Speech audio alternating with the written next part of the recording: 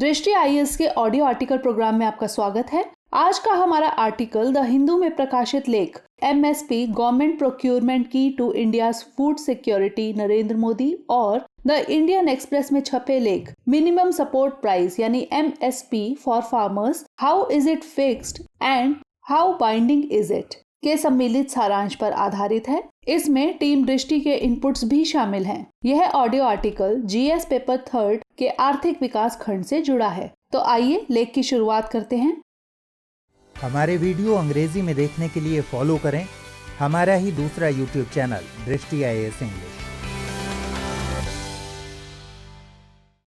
बीते दिनों संसद ने किसानों के लिए 3 कृषि कानून पारित किए, जिसमें एमएसपी प्रणाली को बनाए रखते हुए किसानों को अपनी उपज बेचने के लिए बाजारों की भूमिका बढ़ाने पर जोर दिया गया। हालांकि कई राज्य सरकारों और किसान संगठनों द्वारा इन कानूनों का कड़ा विरोध देखने को मिला। जहां पंजाब राज्य ने केंद्र के इन कानूनों के प्रभाव को कम करने या शून्य करने के लिए इनसे जुड़े संशोधित कानून पारित कर दिए, वहीं केरल राज्य ने केंद्रीय कानूनों से इतर सब्जियों के लिए भी न्यूनतम समर्थन मूल्य यानी एमएसपी की घोषणा कर दी। गैरतलब है कि इन हालिया घटनाक्रमों ने जहां एक और वर्तमान एमएसपी प्रणाली की सीमाओं को उजागर कर दिया, वहीं केंद्र सरकार द्वारा पारित किए गए कृषि कानूनों के विरोध को एक ठोस आधार प्रदान किया। विरोधियों का मानना है कि केंद्र सरकार द्वारा पारित किए गए कृषि कानूनों से जहां वर्तमान एपीएमसी यानी मंडी सिस्टम ध्वस्त हो जाएगा, वहीं किसानों के लिए न्यूनतम आय सुनिश्चित करने वाली एमएसपी प्रणाली भी धीरे धीरे समाप्त कर दी जाएगी। ऐसे में सवाल है कि केंद्र सरकार द्वारा पारित किए गए इन कानूनों में ऐसे कौन से प्रावधान शामिल हैं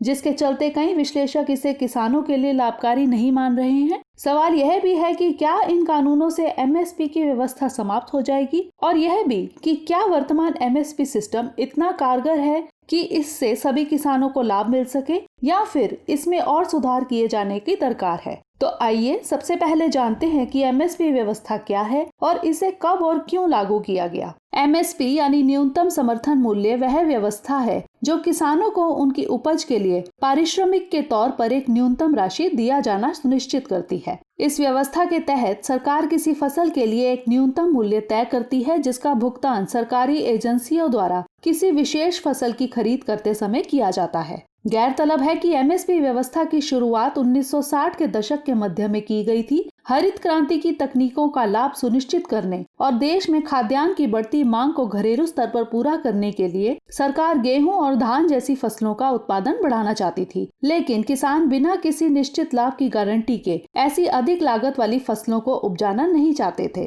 किसानों की चिंता इस बात को लेकर थी कि अगर किसी फसल का उत्पादन बहुत ज्यादा हो गया तो उन्हें उस फसल के अच्छे दाम नहीं मिल पाएंगे और संभवतः उनकी लागत भी नहीं निकल सकेगी। किसानों की इन चिंताओं को ध्यान में रखते हुए सरकार ने अगस्त 1964 में एल के झा के नेतृत्व में एक समिति का गठन किया, जिसका काम अनाजों की कीमतें तय करना था। समिति की सिफारिशें लागू होने के बाद 1966-67 में पहली बार गेहूं के लिए 54 रुपए प्रति क्विंटल के हिसाब से एमएसपी का ऐलान किया गया। इस व्यवस्था की शुरुआत में केवल गेहूं के लिए एमएसपी तय किया गया था, जिसके चलते किसान बाकी फसलों को छोड़कर सिर्फ गेहूं की फसल उगाने पर ज्यादा जोर देने लगे। लिहाजा अन्य अनाजों का उत्पादन कम हो गया। इस स्थिति से बचने के लिए सरकार ने धान, तिलहन और दलहन जैसी फसलों पर भी एमएसपी देना शुरू कर दिया। आंकड़े बताते हैं कि 1970-71 में गेहूं और धान की न्यूनतम समर्थन मूल्य क्रमशः 76 रुपए और 54 रुपए प्रति क्विंटल था,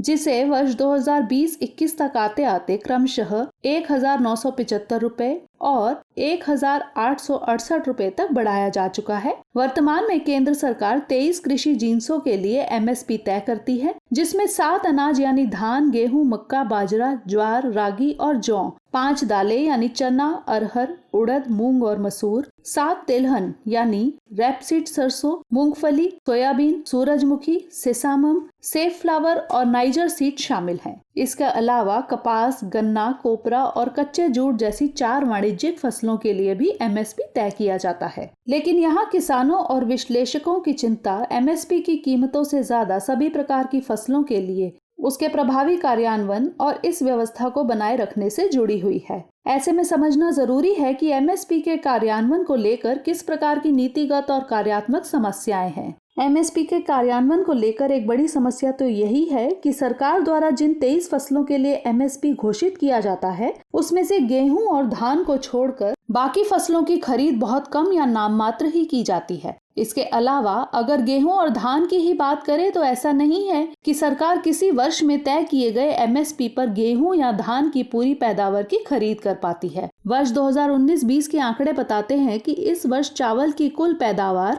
118.43 मिलियन टन हुई थी, जिसमें सरकार 51.23 मिलियन टन यानी लगभग 43.26% की ही खरीद कर सकी थी। इसी तरह गेहूं के लिए कुल उत्पादन 107.59 मिलियन टन रहा, जिसमें से केवल 38.99 मिलियन टन एमएसपी पर खरीदा गया। इसी तरह चना के उत्पादन की 18.47%, सरसों के उत्पादन की 8.78% और मूंग के उत्पादन की 5.69% खरीद एमएसपी पर की जा सकी। इस तरह की खरीद का एक बड़ा कारण यह है कि सरकार गेहूं और चावल को सार्वजनिक वितरण प्रणाली यानी पीडीएस के माध्यम से गरीबों को बहुत कम कीमत पर उपलब्ध कराती है। ऐसे में सरकार को इन फसलों की तुलना में बाकी फसलों की बहुत अधिक खरीद करने की आवश्यकता नहीं होती। गैरतलब है कि एमएसपी तय करने के बाद सरकार प्रत्यक्ष रूप से फसलों की खरीद नहीं करती, बल्कि स्थानीय सरकारी एजेंसियों के जरिए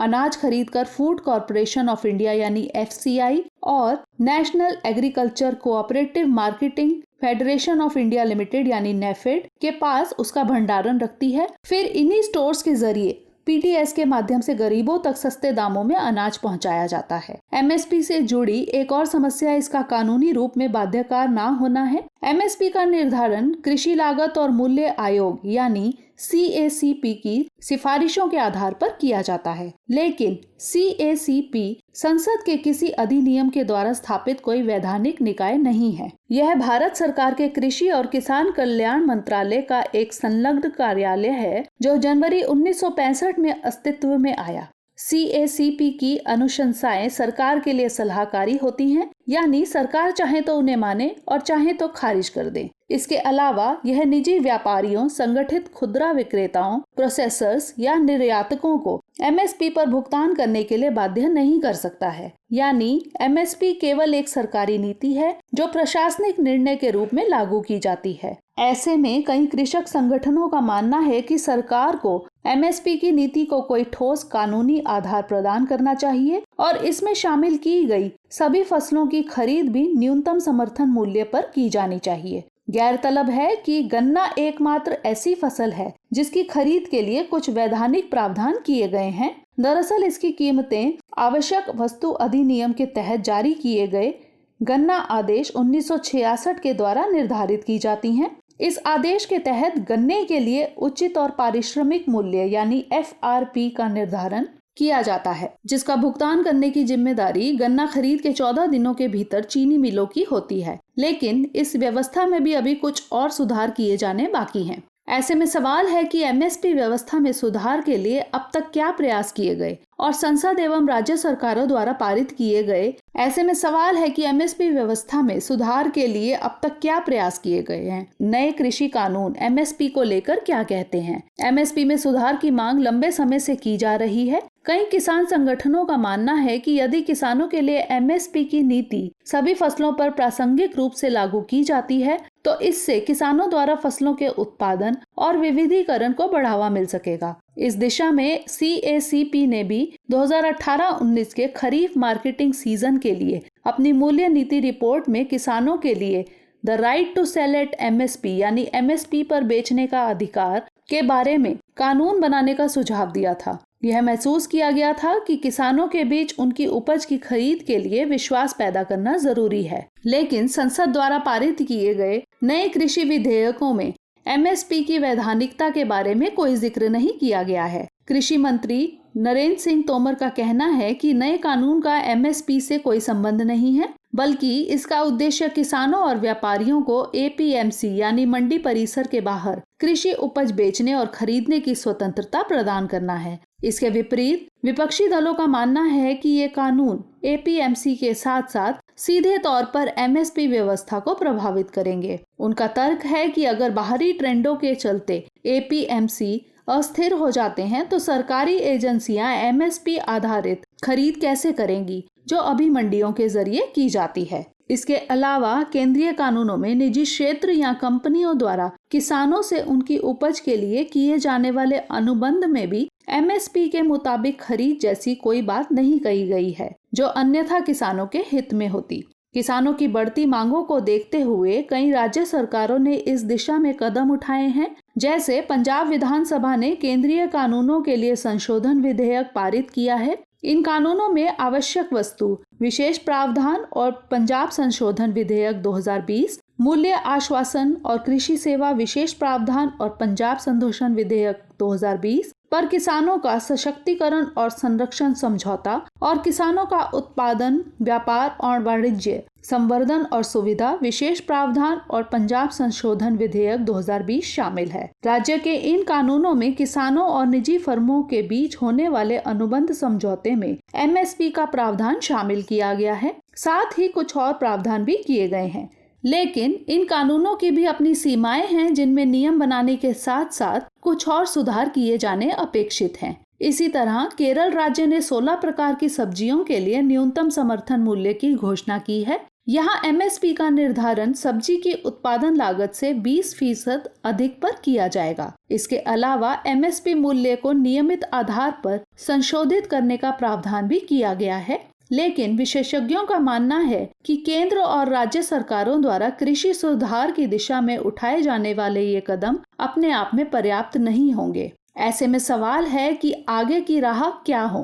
कृषि सुधारों का मुद्दा देश के आर्थिक, राजनीतिक और सामाजिक तीनों पहलुओं से बेहद करीब से जुड़ता है। ऐसे में भारत का किसान एमएसपी प्रणाली के माध्यम से एक न्यूनतम आय की सुरक्षा को सुनिश्चित करना चाहता है। एमएसपी प्रणाली की सीमा यह है कि इसका सबसे ज्यादा लाभ गेहूं और धान की फसलों से जुड़ा हुआ है, जिसकी एक बड़ी वजह इसका पीडीएस प्रणाली से जुड़ाव है। एमएसपी की यह सीमा किसानों को अन्य फसलों और बागवानी जैसे उत्पादों को उपजाने से हतोत्साहित करती है, जिसका प्रभाव दूसरी फसलों के उत्पादन, बाजार मूल्यों, आयात निर्यात, सरकारी खजाने और अंत में बढ़ी हुई कीमतों के रूप में लोगों की जेबों पर पड़ता है। इस दिशा में केंद्र सरकार द्वारा बाजार की भूमिका बढ़ाकर किसानों की आय में सुधार के लिए किए जाने वाले प्रयास बिना किसी सरकारी गारंटी के अधूरे साबित हो सकते हैं। ऐसे में सरकार को एमएसपी प्रणाली को बनाए रखते हुए उसमें समय की मांग के मुताबिक सुधार करने की जरूरत है।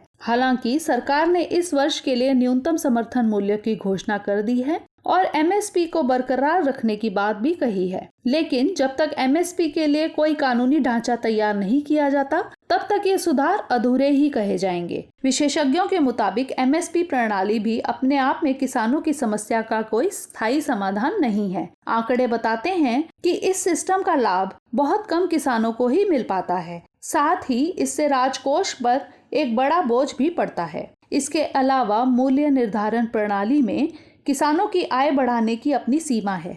ऐसे में किसानों की आय बढ़ाने का अधिक स्थायी समाधान उत्पादकता बढ़ाने, उच्च मूल्य वाली फसलों में विविधता लाने और कृषि से बाहर के लोगों को उच्च उत्पादकता वाली नौकरियों में स्थानांतरित करके मिल सकता है।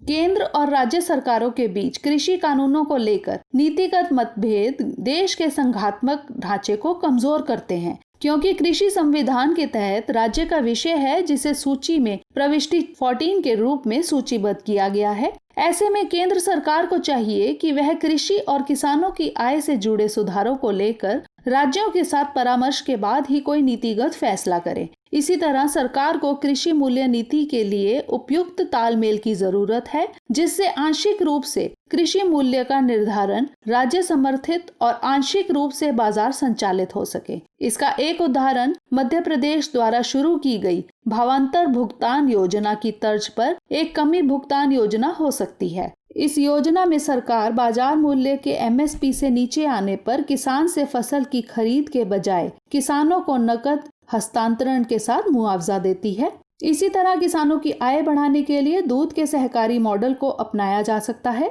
गैर तलब है कि दूध के मूल्य निर्धारण में एमएसपी शामिल नहीं है, फिर भी इससे मिलने वाला लाभ बाकी फसलों की तुलना में अधिक है। ऐसे में दूध के सहकारी मॉडल की तर्ज पर हम फसलों के लिए बाजार और आपूर्ति लाइसेंस की व्यवस्था सुनिश्चित कर सकते हैं और ये आपूर्ति लाइनें किसान उत्पादक संगठनों या एग्रीगेट्स के माध्यम से उन राज्यों में बनाई जा सकती है जहां इनको निवेश का सही माहौल मिल सके। इस तरह हमें किसान उत्पादक संगठनों को मजबूत करने की आवश्यकता है, जिससे एक तरफ जहां किसानों की सौदेबाजी की शक्ति बढ़ेगी, वहीं दूसरी ओर उन्हें उपयुक्त निवेश का माहौल मिल सकेगा। तो आइए नोट करते हैं आज का सवाल। विगत कई वर्षों से चल आ रही न्यूनतम समर्थन मूल्य प्रणाली किसान की आय बढ़ाने में किस तरह सहायक है? क्या अब समय आ गया है कि इस प्रणाली में सुधार किया जाए? नए कृषि कानूनों के आलोक में चर्चा कीजिए।